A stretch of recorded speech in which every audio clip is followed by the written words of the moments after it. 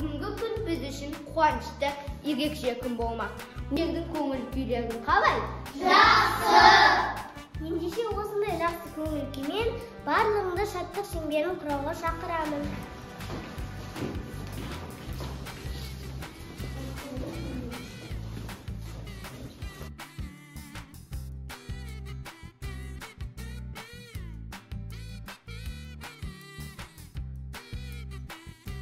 Ата-ана отбасы болса, екінші тәрбие білім ордасы, мектеп болып табылады. Мектеп біздің екінші үйіміз. Демек, балалар, біз мектептен білім алып қана қоймай, сонымен қатар бойымызға жақсы қасиеттерді сіңіріп, әдептілікке иманды да ибалы жан-жақты азамат болуға тәрбиеленеміз. Сағатымыз да осы әдептілік жайлы болмақ. Үйрен, жақсы әдеттен, жирен, жаман әдеттен деп аталатын сабағымыз бастайық. Ал балалар, сабағымызда әдебиетті оқу пәнінен өткен асыл сөз өлеңімен бастасақ қалай қарайсыңдар? Жақсы! Апам менен Аманда әдепті жан бол деген асыл сөзді санағанда жас үлкенге жол берді. Алды орақ кісінің кесіп өтпей көлденген. Бізде тіле кішінің сәлемдесіп қол береді. Атам менен Аманда кіші белі бол деген асыл сөз санағанда мақтануды үшін көрді. Өзімді мен өзгеден санамайының жоғары әвес болып жетсізгенен көргенім жоқ мен әлі.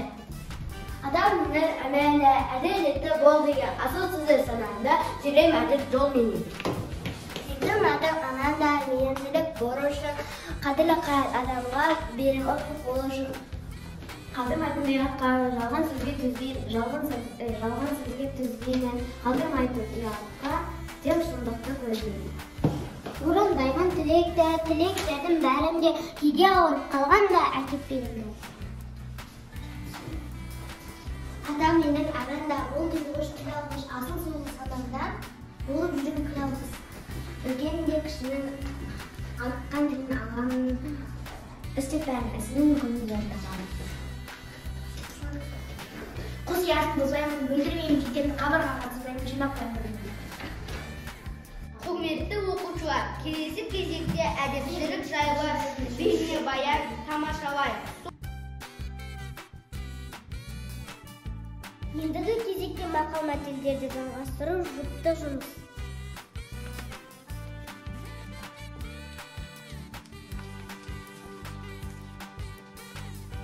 Дайын болсаңдар, азамат сен баста.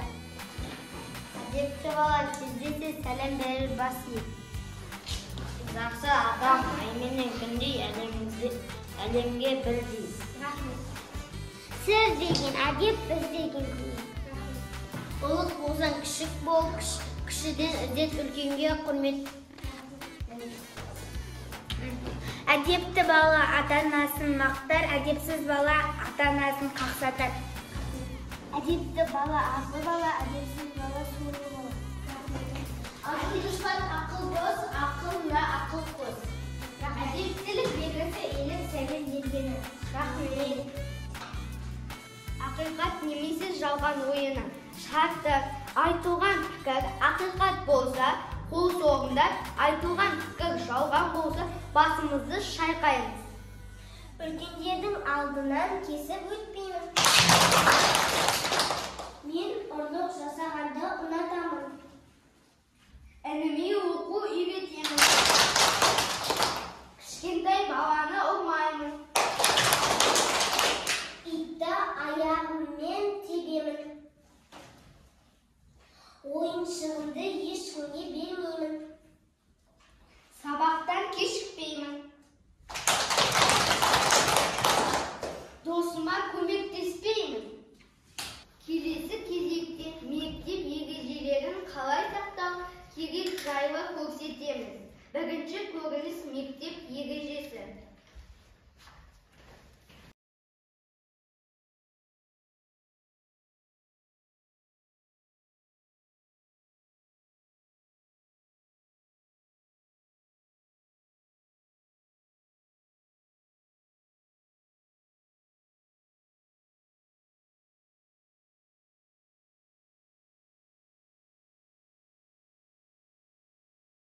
Осымен бүгінгі үйген жақсы әдеттен, жеген жаман әдеттен programımızda terbiye saatımızda ayaktayız.